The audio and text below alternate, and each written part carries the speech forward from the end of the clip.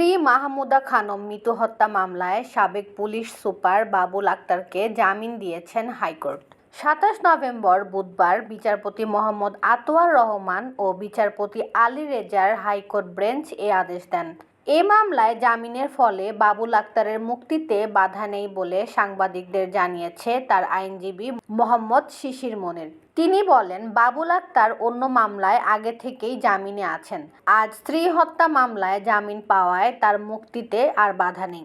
আইনজীবী শিশির মনির আরও বলেন, বাবুল আক্তার ৩ বছর ৭ মাস ধরে কারাগারে আছেন। এই বিবেচনায় আদালত তাকে ৬ মাসের অন্তর্বর্তী জামিন দিয়েছেন।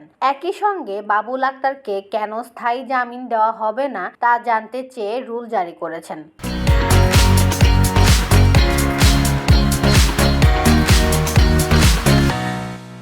এর আগে অতিরিক্ত মহানগর দায়রা জজ মোহাম্মদ জসিমউদ্দিনের আদালতে জামিন আবেদন করেছিলেন এসপি বাবুল আক্তার। পরে ১৮ আগস্ট বিচারক জামিন নামঞ্জুর করে আদেশ দেন।